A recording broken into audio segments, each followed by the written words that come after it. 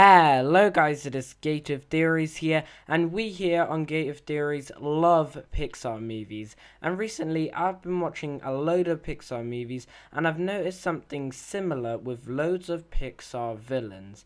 And it is that loads of the Pixar villains that are in Pixar movies all seem to be friendly or parent-like figures to the main characters before they turn bad. So today we're going to list our top 10 parent-like figures in Pixar movies but who are actually villains. But before we go any further, just make sure you've clicked that red subscribe button down below and you have your notifications turned on so you get notified whenever we make new videos. So, coming in at number 10, we have a villain from the movie Toy Story 2, which is Stinky Pete. Now, at first, Stinky Pete seems like a really nice guy to Woody, and he's very welcoming, and is basically telling Woody all about what his past life is, and giving Woody the choice of whether he wants to come to Japan or wants to go back to Andy. And he seems like just a really nice friend to Woody, or maybe even like a father-like person to him. But what he does is he's secretly sort of persuading Woody to take the Japan side so that Woody will go with them to Japan. And eventually Woody does think that he's going to go to Japan and not going to go to Andy's. But then as soon as Woody's friends come back, Buzz and Slinky and Ham and Rex and Mr. Potato Head, and they all come back to come and save Woody, and Woody changes his mind to go back to Andy's, that's when we get to see Stinky Pete turn into the proper villain he is, and he starts attacking Woody and trying to force him to come to Japan. So Stinky Pete, he was first a friend or a father-like person to Woody, but then turned evil as soon as Woody didn't do what he wanted him to do. Coming in at number 9, we have loads of villains from Toy Story 3, including Ken and the rest of Lotso's gang.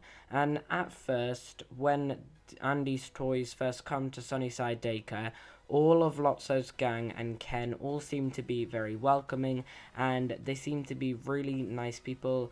They welcome Andy's toys in and make them feel so much at home, and they're just really nice and friendly to Andy's toys. But then, of course, seeing as they're working for Lotso, they end up turning against the toys and are secretly actually torturing the toys. I mean, Big Baby actually takes Mr. Potato Head into a sandpit to torture him, and they're locking the toys up and just not being nice at all. Eventually, they do all turn good, but throughout most of the movie, they are really bad villains. And they started out as really nice, friendly people, but instead they turned into horrible villains. Coming in at number 8, we have a villain from WALL-E, which is of course Otto. Now, Otto is sort of programmed to be sort of like a father figure to whichever captain is piloting the Axiom, but as soon as the captain starts thinking about traveling back to Earth and sees from Eve's plant that Earth might be able to support human life again, Otto instantly turns evil and tries to stop him. So it's not really Otto's fault, but he is programmed to make sure that the humans do not return to Earth. And as soon as the captain has one idea, Otto suddenly turns from being this father-like figure to this evil villain and even starts attacking the captain. Coming in at number 7 is a villain from the latest Pixar movie, Incredibles 2. Now, of course, the villain in Incredibles 2 is Evelyn Dever. Now, this would be more like, instead of a father-like person, it would be more like a mother-like person, or maybe just even a best friend, because she seems like a best friend to Elastigirl and is creating loads of cool inventions for Elastigirl. She is encouraging her and just being really, really nice to Elastigirl. And she's being so nice to Elastigirl and encouraging her so much that when Elastigirl is thinking of who the screenslaver could be, she isn't even questioning herself that it could be Evelyn Dever. She doesn't think anything about that, because Evelyn Dever has been so nice to her. which makes Evelyn Dever's plan even more evil for Elastigirl, as Elastigirl did not see, not one bit throughout the movie, that the screenslaver could have been Evelyn Dever. Coming in at number 6, we have the movie Before Incredibles 2, which is of course The Incredibles, and the villains that seem good at first but then turn out to be evil in The Incredibles is of course Mirage / Syndrome. Now, you might be saying, hold on a minute, Mirage was actually good and didn't do anything wrong, and Mr. Incredible never thought Syndrome was good in the first place, so how on earth can they be part of this list? So, let me explain it for you. Mirage was working for Syndrome, and basically Syndrome was telling Mirage exactly how to act, which is why Syndrome gets a part of this. And Mirage, she might have turned good in the end and might have been against Syndrome's plan, except from originally she is pretending to be like a mother-like figure for Mr. Incredible and is persuading him to come to Syndrome's island, but is in fact leading him to his death by the Omnidroid. Luckily, Mr. Incredible does not die, but Mirage was basically pretending to be a nice, friendly person, but actually was evil inside, and she was just listening to what Syndrome was telling her to do. And their plan worked so well because Mr. Incredible had been depressed for over 15 years because of not being able to do hero work. So by Mirage making it seem that she loves Mr. Incredible's hero work, makes it seem even a more cunning plan.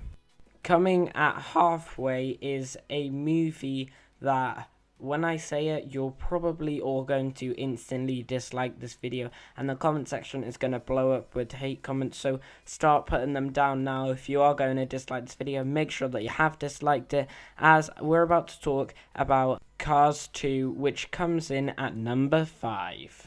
Now, the villain in Cars 2 is Miles Axelrod, and he basically sets up the World Grand Prix for the cars and is trying to basically make the cars use a different type of fuel that should basically help the environment and is safer to use. But in fact, it turns out that it's not, and that he's actually planning to use this fuel to blow up cars and to kill loads of people, and he actually sort of threatens Lightning McQueen by trying to murder Lightning McQueen.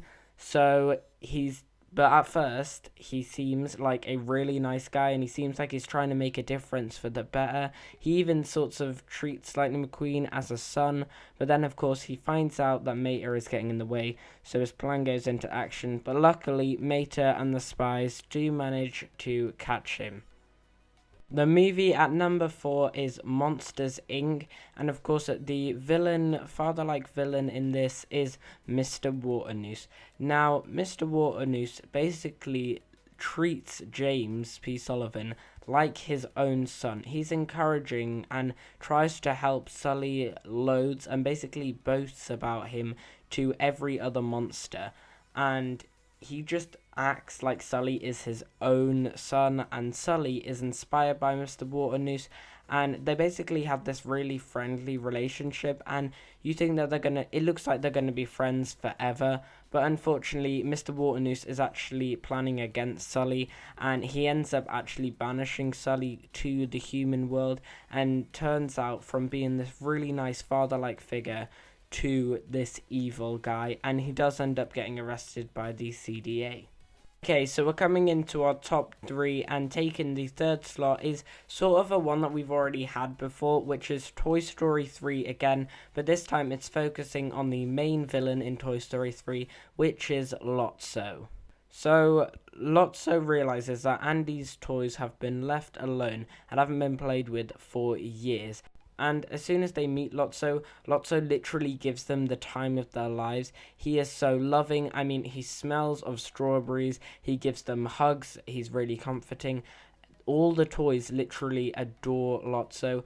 But of course, Lotso is secretly going to torture them. And every toy loves him apart from Woody. Woody only seems to be the one that makes any sense out of this. and Lotso ends up torturing them, and he goes from being this really loving, friendly bear who smells like strawberries to this evil villain. Coming in at number 2, we have the movie Up, and its villain Charles Muntz.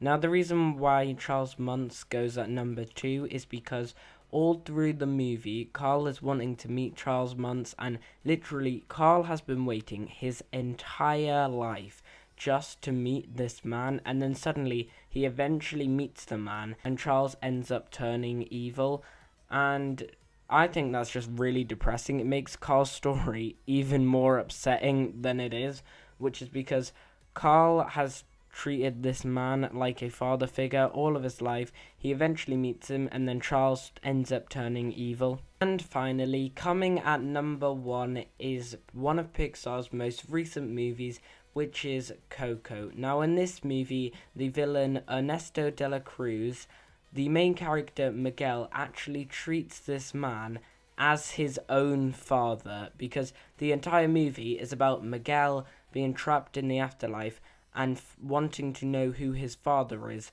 and he thinks it is this villain. He thinks it is Ernesto de la Cruz, so he actually goes to find Ernesto de la Cruz because he thinks it is actually his father.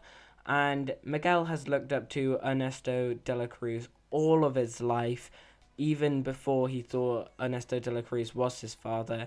He's looked up to him all of his life, and as soon as he meets Ernesto de la Cruz is extremely mean to Miguel and ends up throwing him into this big pit so that Miguel can't escape. He then tries killing Miguel's actual father, and what makes this even bigger is that Ernesto de la Cruz is so many people's hero in the afterlife, and in the normal world everyone seems to look up to Ernesto de la Cruz, and he basically lets loads and loads of people down. So guys, that is our list of the top 10 parent-like figures in Pixar movies, but who actually turn out to be villains. And if you did enjoy this list, then please like it and subscribe to the channel if you haven't already. Tell us in the field section down below any characters that we have missed from this list, and any other top 10s or top 5s you want us to do, and any other Pixar movies you want us to cover. Tell us all that in the field section down below. Make sure you subscribed, make sure you've left it a like, and I'll see you guys later.